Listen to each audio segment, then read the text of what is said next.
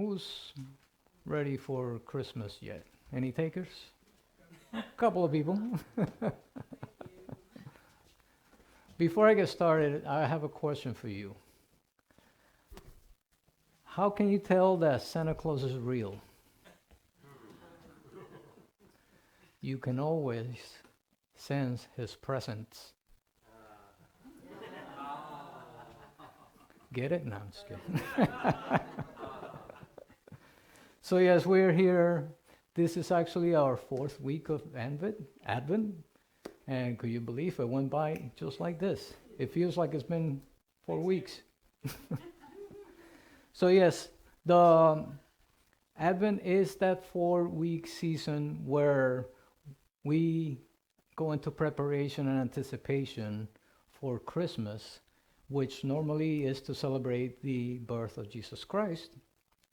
For us here in Unity, metaphysically, it is to let the awareness within us birth our own Christ consciousness. I hope you have all been focusing on the themes for each week. Of course, the first week we had hope and faith, and I'll go ahead and light the candle for that one. I'll start with this here. So hope and faith, where we know that hope is that expectancy for something good in our future, and faith is, of course, that knowing that what is truly ours is right here, right now. We even have a wonderful definition in the Bible from Hebrews 11:1 that says, faith is the assurance of things hoped for, the conviction of things not seen. Faith is the assurance of things hoped for, the conviction of things not seen. Now, the second week, we went into peace. And I'll light the candles for peace. I better be careful with this now. Let me go ahead and just finish them so that I don't burn myself. After that, we had love. And today we have joy. Joy got ahead of the game there. I know how to blow out a candle. Look at that. I even got some in me. There must be something about that. So yeah, peace is that harmony and tranquility that we become aware of because of our Christ consciousness. And in John 14:27, Jesus tells us, or he told the apostles actually, he said, peace I leave with you, my peace I give to you. So in a sense, he was giving the disciples that Christ consciousness. I feel like I'm smoking. Excuse me. How can I make sure this? There you go. Ta-da!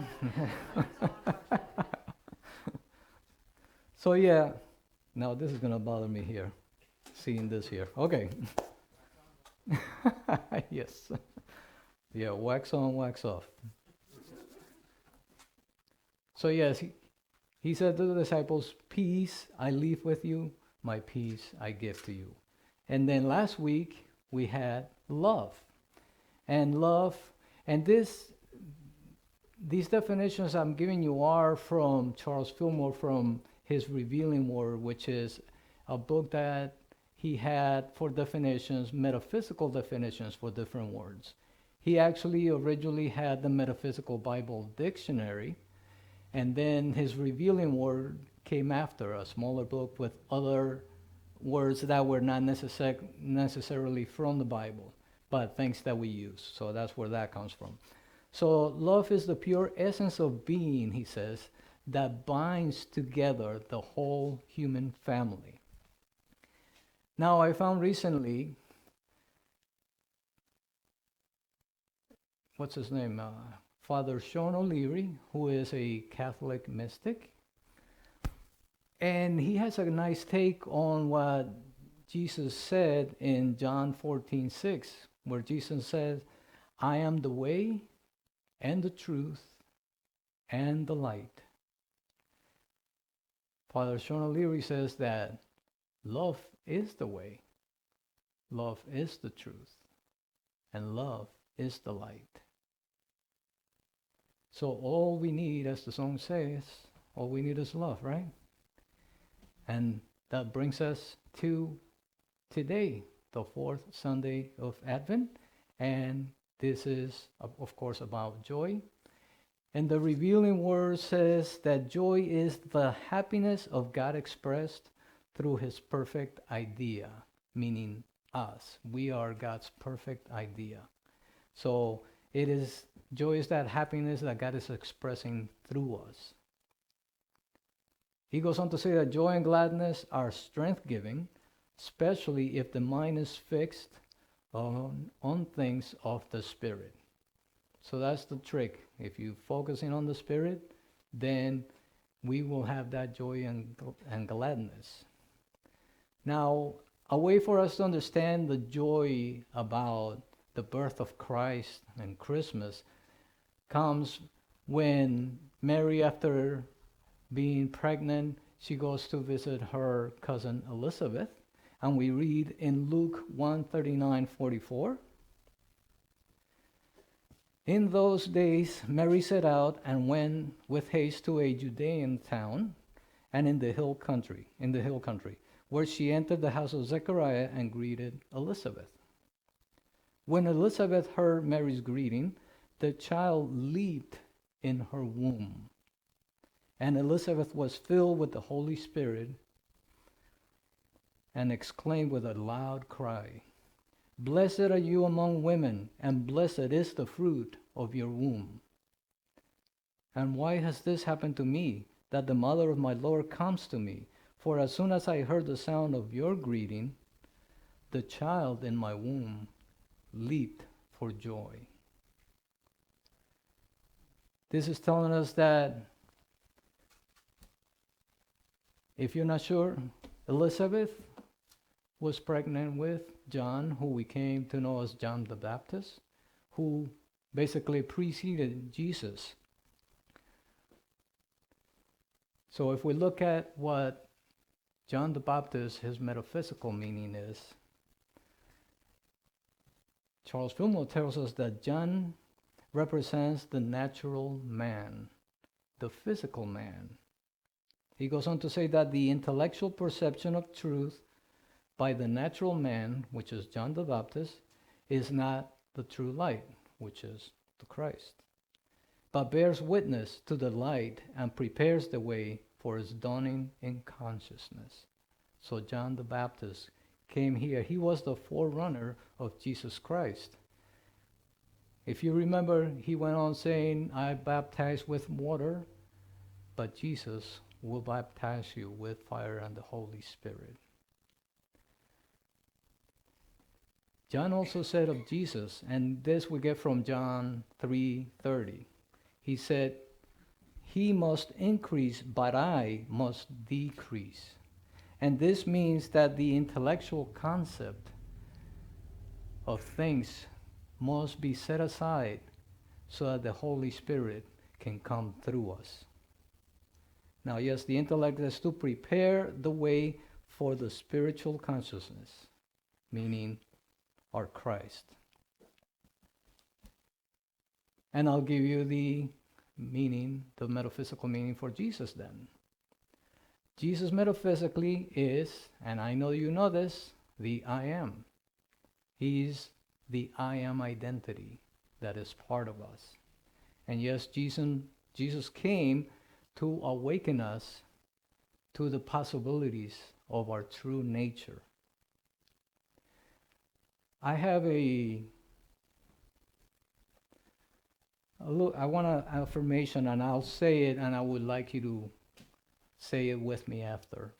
So it is, awaken to my Christ consciousness. Let me reread that again. I need to learn to read my own handwriting. Awakening to my Christ consciousness is my ultimate joy. Let's say it together. Awakening to my Christ consciousness is my ultimate joy. And I have one more if you would allow me. Face someone and say to each other, would be to your left, to your right, or behind you, or in front of you. Face somebody and say these words again, if you would allow. Humor me? All right, together? Let me know when you're ready. How's that? Okay, together. Awakening to my Christ consciousness is my ultimate joy. Let's say it. Let's do that again. Awakening to my Christ consciousness is my ultimate joy. How did that feel? There's something about that, isn't it? All healing systems recognize nowadays that joy is a beneficent factor in the restoration of health. Do you guys believe that? And I'm sure some of you may have experienced that already.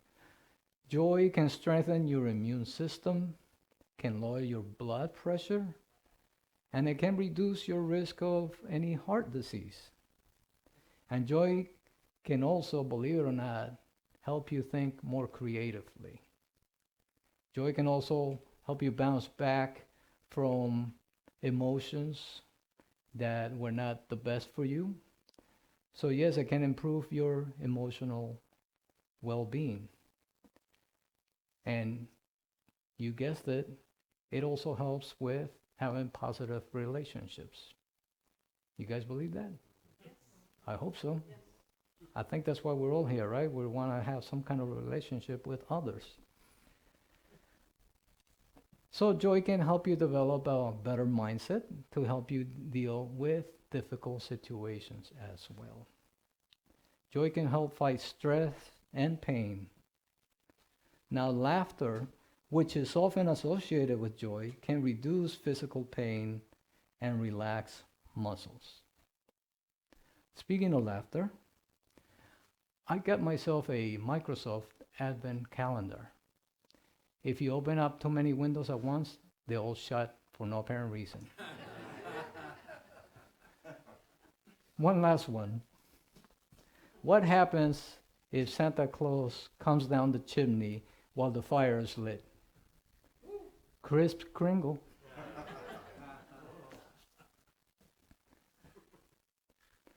Who feels a little better just from that little laughter that you had, right? I mean, when you feel joy, your body actually releases these neurotransmitters. A couple of them are, dopamine and endorphins, which make your body physically feel better. Now, if you want, and when I saw this, I'm like, you know what? I think I want to make this a practice in my life. And you can do it daily if you want, or a few times a week. Actually schedule time, 5, 10, 15 minutes a day, or every other day, whatever you want. As I read, to have a burst of joy in your normal day-to-day life. So you can schedule it, and you can do whatever it is that might bring you joy. Maybe thinking about loved ones. Maybe the way I either like to either play music or listening to music. I might listen to a short inspirational speech, or you might guess it, I might even listen to a comedian just to get. And even though I'm saying, yes, do this to make you feel better, I want to say, because Advent season, Christmas season, is not always the most joyous occasion for everybody. And maybe we all have at some point experienced something during December that was not the most joyous experience that you had. If you're feeling that, if you're not feeling the best, if you're feeling some pain, be okay with that. Accept it. Feel into that pain. I understand that when you don't try to deny what's going on with you, it'll be easier for you to go through you. And I was thinking about, okay, I want to just focus on joy, but the truth is, I'm thinking, as I say this, just about a year ago, December 5th to be exact, is when my mom passed away. And yes, last year it was our first Christmas without her, and it was not the most joyous, but by the same token, we were all glad that we had the time we had with her. I used to, okay, I'm going to give you a little something about myself. For whatever reasons, when I was a certain age, I left the house and then I actually ended up living back with my parents. And we were living in New York. We came to Orlando, and I actually came to Orlando with my mom. My parents actually proposed the idea to calm down because my mom was coming first, and my youngest sister, who was doing her last year of high school, so that I would keep my mom company because my dad had to stay behind because of his business. And long story short, yes, I've been in and out, but I've spent the most time living with my mom than the rest of my siblings, meaning my three younger sisters. And at some point or another, I would say, how come I'm at this age and I'm living with my mom still? But now I look back at it, and it was the best thing for me. My two young daughters were already young adults, 24 and 25. They got to experience growing up with their grandmother. So much so that when one of them was really young, she was thinking about how she was gonna, when she was an adult, have her house and her family. And she mentioned about, and I'm gonna have the grandmother here. And of course, Melissa, my wife, had to remind her, then I would be the grandmother that's living with you. So it was wonderful that they got to experience her growing up. And yes, even though we may have those moments of sadness, I like to quote something from A Course in Miracles, which tells us, "Let no despair darken the joy of Christmas, for the time of Christ is meaningless apart from joy." Let me read that again. "Let no despair darken the joy of Christmas, for the time of Christ is meaningless apart from joy." And I like to add, you may have heard of Teilhard de Chardin, and he's got a wonderful sentence about joy. Joy is the infallible sign of the presence of God. Think about that. Joy is the infallible sign of the presence of God. Let's talk about my mom.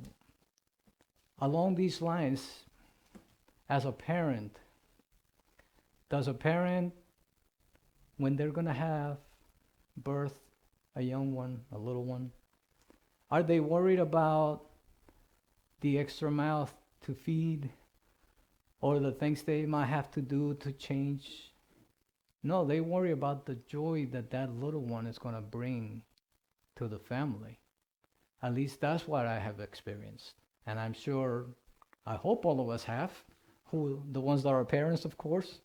So let's have that expectancy of joy for the birthing of our awareness of our Christ consciousness.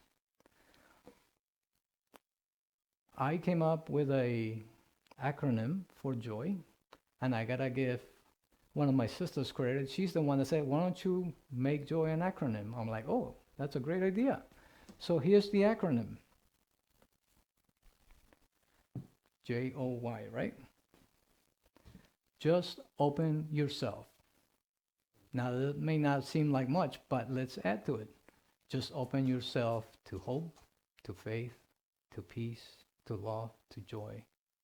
Most importantly, open yourself to birth that Christ within in you, so that you can indeed go around the world living in that true joy. At this point, I would like to, I'm sure you all got a little piece of paper. And what I would like you to do is to write what would you just open yourself to let that Christ consciousness come upon you. Think about it just for a second and trust that whatever comes to you, that's what it's supposed to do. I'll just give you a moment. Bum, bum, bum, bum, bum, bum, bum, bum, ba-da-da-da-da.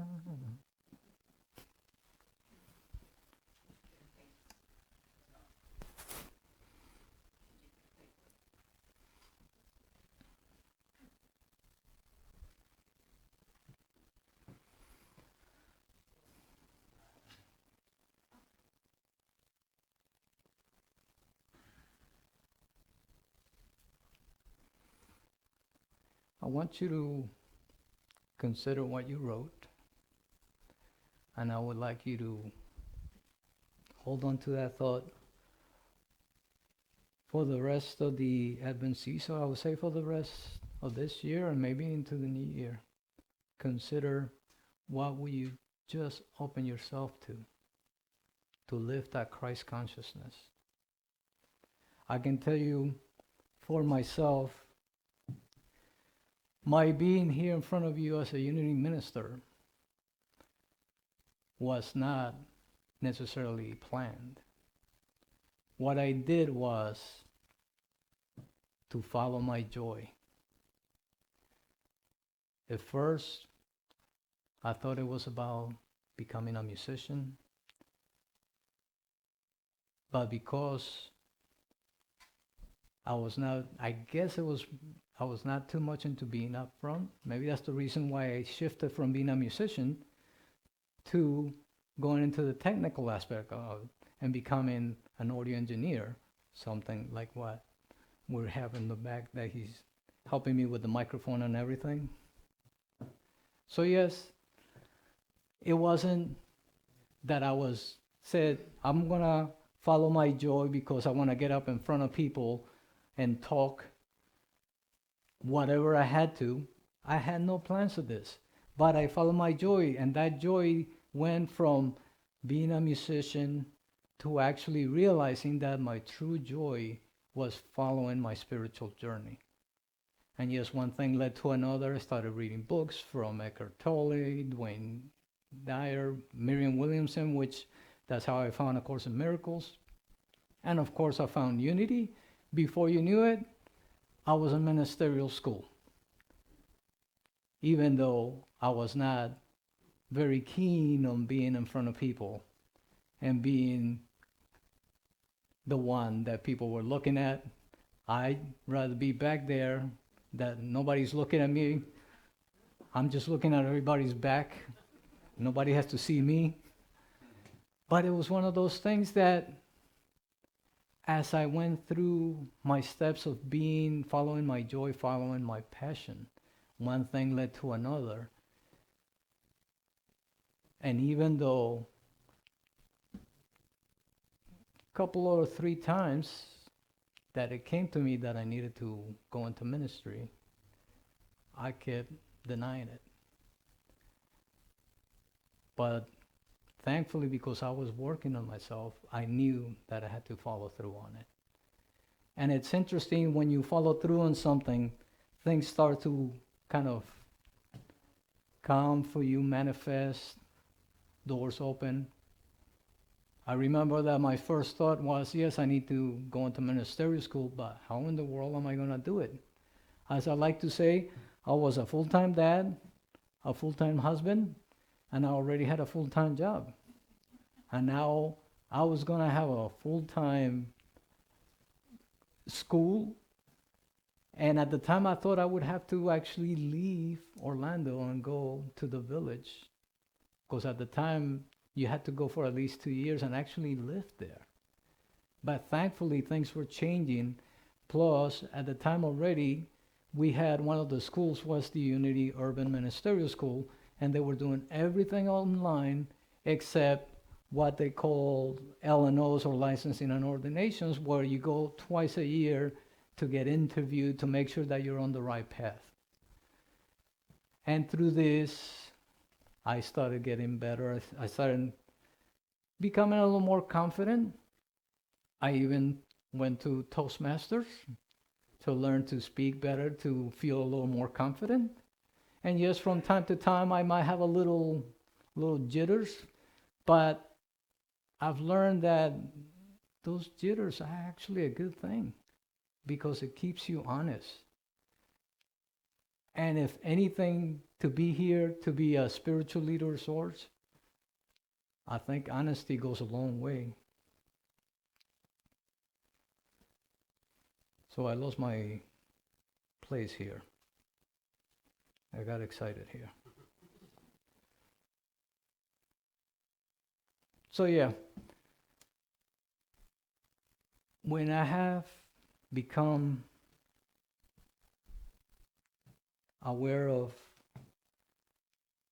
being in my joy, in my passion, things have developed for me. I'm sure you've all had some kind of experience with that, where when you're doing something that just brings you joy.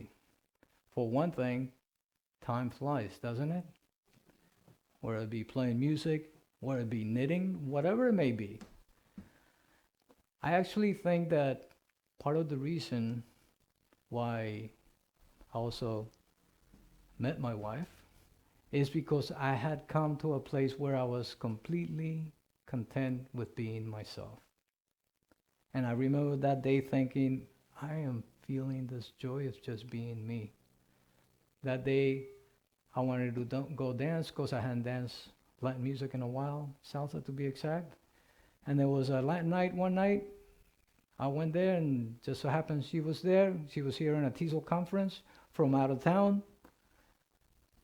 I asked her to dance, and she hasn't let me go yet.